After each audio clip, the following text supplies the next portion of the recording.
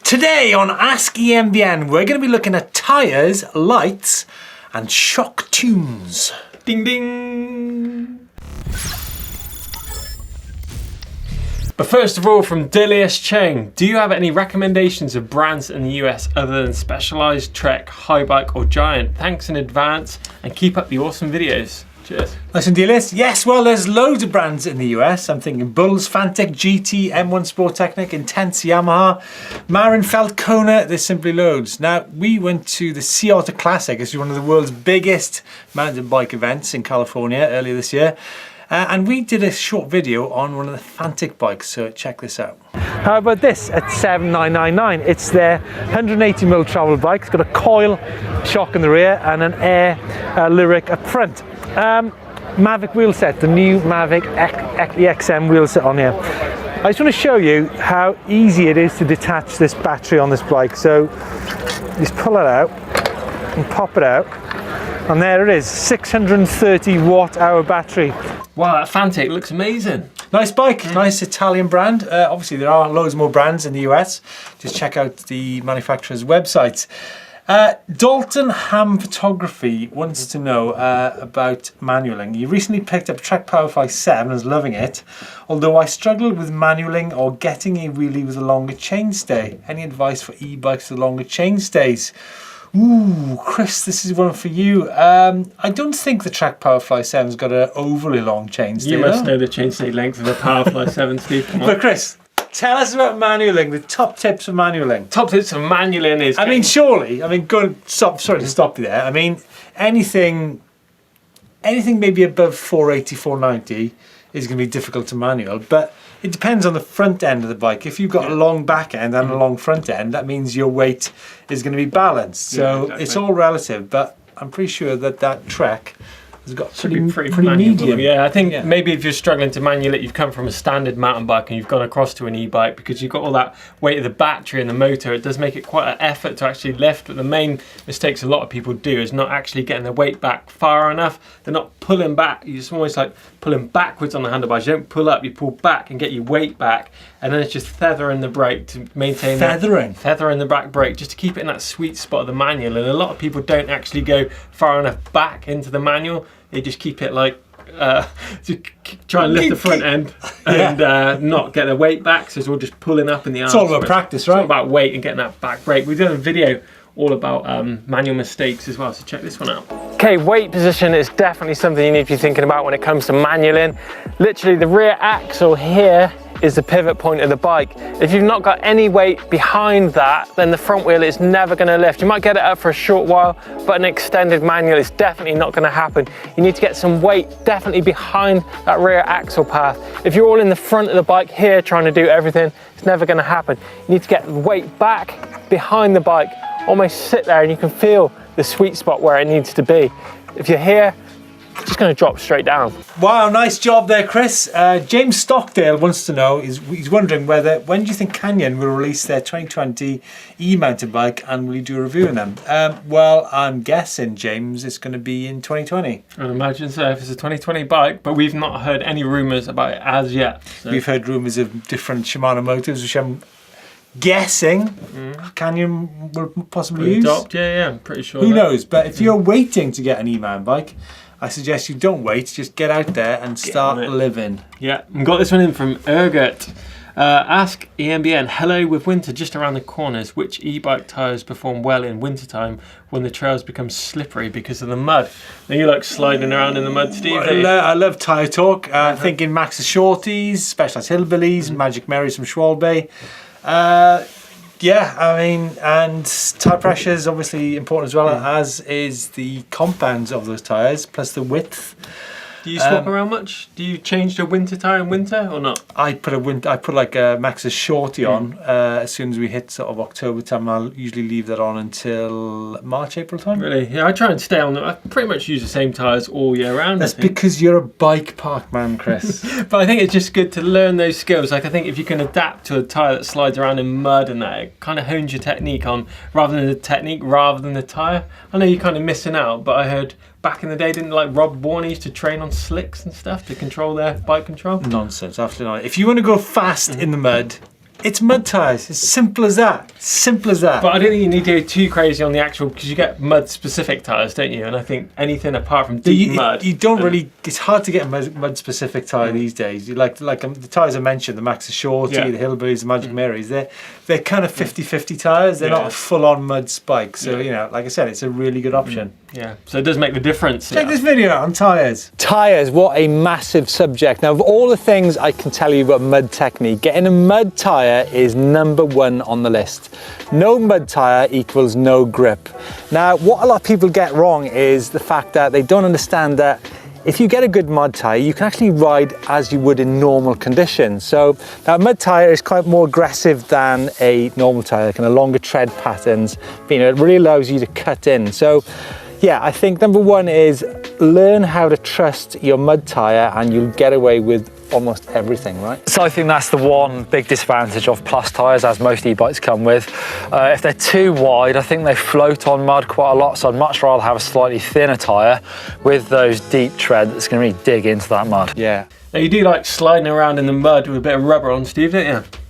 Anyway, Fat Boys, MTB. Any suggestions for integrated lights? My first night ride out this season, my external light battery died with almost 2 miles left to go on the trail. The Supernova M99 doesn't seem to be available to buy anymore. The only real options I find is the Lesign Macro Drive 100. What are some things I need to consider in regards to integrating a light into my motor battery? I'm on a Focus Jam Squared with a Shimano Steps E8000 motor. Well, Fat Boy, one option is to buy a light that bolts in or wires in to your motor. This is a Light & Motion Seca, which is available on the market. It's got 800 lumens, it's super bright, and it's pretty straightforward. I guess there are, you can actually get these with battery packs of different sizes. You can get one which is kind of like that big, or one which is this big. Depends on what kind of range you want, really, right? Yeah, there's loads of options obviously when it comes to lights. As Steve mentioned, you've got the integrated lights, but I tend to just run one of the external lights with a built-in battery to it, kind of like the exposure ones.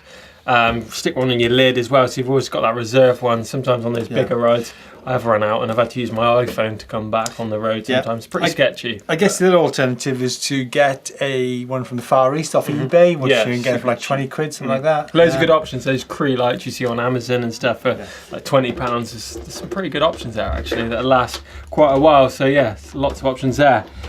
Mitch Wild, hey, I've got a 2017 Highbike Cross 4.0, new to e-biking, but I now need wider tyres on my bike. Not sure what will fit. Will I be able to put 27.5 plus sized wheel set on, or would I have not enough room in between the back legs of the bike? Not sure what it's called, but like the back swinging arm. Right. Swinging arm. Swinging arm, chain stays, seat stays. Yeah, so you basically got from the bottom bracket to the rear axle is the chain stay, and then from the rear axle up to the seat is the seat stay. So the bit at the back of the bike. I guess my first question is, do you need to be putting plus tyres in your bike? What benefit is that? I'm wondering, and maybe obviously they can be quite comfortable. Yeah.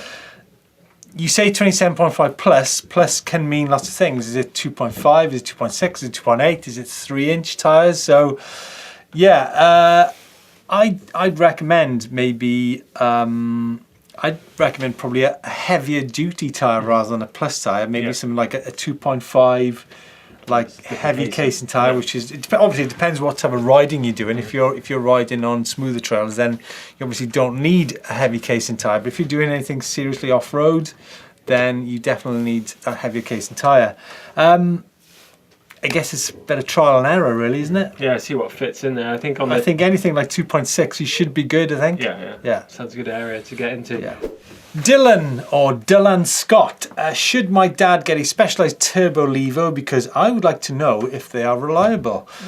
Well, I think all mountain bikes, whether it be e-mountain bikes or mountain bikes, have got reliability issues. What I do know is with the specialised, if there is a problem, you can get a super fast turnaround time of like, it's like a day or two, and you get your problems remedied. Exactly. So. You need your dad to get out on an e-bike as soon as possible. That's my main recommendation, I think. Yeah, they're really good. At the forefront, there's a lot of Levos out there, and that's for a good reason too. One of the most popular e-bikes out there, I would say. Yeah. Right, Peter McGill, he's saying, hi guys, great show. Just got back into riding after a few years off because of a lower back injury. I bought myself an e-bike, a dual suspension BH Atom Lynx 5.5. It's cheap, it's all I could afford, but great nonetheless. Due to the injury, I have put on a little bit of weight. I'm 120 kilos and finding I can't get the sag lower than 40% with max pressure in the shock. It's got a RockShox Deluxe rear shock on there. Tried adding a volume spacer, but still no luck. Do I need to change to a coil shock, or are there any other alternatives?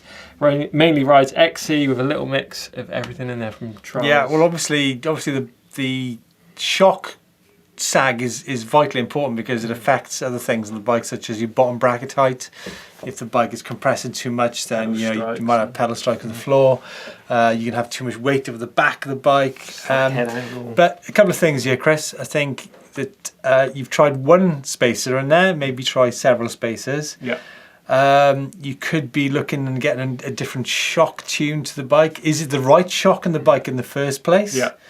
How are you measuring the sag? I mean, there's a difference between if you sit on the seat, then you're going to get a different sag position to when you're standing up. So I recommend you need to be stood up on the bike to get the right sag position. But then again, if your seat is all the way back, that's going to have a different sag position to if your seat's pointed forwards. Yeah. So many variables involved here. Really complicated. Are you riding with a backpack? You can see the amount of spare battery in the backpack as well. It can add loads onto the sag as well. But I think if you still struggle, I think any good shop, you seem to be a bit reluctant to go to a shop, but I can assure you that a good shock tuner, a good suspension specialist will be over the moon to help you get your bike sorted out. Yeah, it's definitely something you do need to get sorted out because too much sag is a good thing. If you get any other issues, just please drop us a line again, and we can let us know where you live, and we can put you in the right direction of a shock tuning place near you. Vihinyemi. Who? Vihinyemi. It'll still give me all the time. Hi guys, really love your channel. Cheers. Really kind. I'm relatively new to mountain biking and I'm definitely new to the maintenance and mechanisms of e-mountain bikes, and I've learned a ton from you. That is good to know. The question then, I'm looking for a second wheel set. I have an 11-speed NX drivetrain and I'm wondering if I can run another rear wheel with an XD free hub. You can, The answer is definitely yes. I would buy a cassette and road as the new set and just switch between trail and commute modes. Great idea. You can go between summer and winter use with that set of wheels as well. It's a great idea. Sounds pretty expensive to me, Steve. I think I'd just pump up my tyres, you run the same wheel What? set. Yeah. That's What? You need to do. That's ridiculous. You're just going to wear your tyres out. It's a new set of tyres, isn't it? Rather than buying wheels, disc rotors, cassettes, chains. Do not listen to this man's advice. You're literally going to be doing commuting, wearing the tyres down, going to an off-road environment, and you're going to have no grip whatsoever. It's a bad idea. Check out the commute video down below and make your mind up. Now, obviously, then the obvious change of tyres, this sort of riding, there's not much more I tend to do. I just sometimes lock out the suspension if I'm on a big, long tarmac stage. But aside from that, it's pretty much the standard kind of setup. Ugh, you spend way too much time commuting. You should be out in the woods, you should be up in the hills, not kind of going down the roads. So there you go, that's this week's Ask. All questions on lights, tyres and shock tunes. Any questions? If you want to get involved in all those subjects we've discussed, get involved in the comments down below. If you want to stick around and check out another video, check out e-bike haters. Can we convert an e-bike hater to liking e-bikes? Don't forget to subscribe to EMBN by clicking the globe in the middle of the screen. Give us a thumbs up if you enjoyed it, and as Steve says, drop your comments in the box below and we shall see you next week.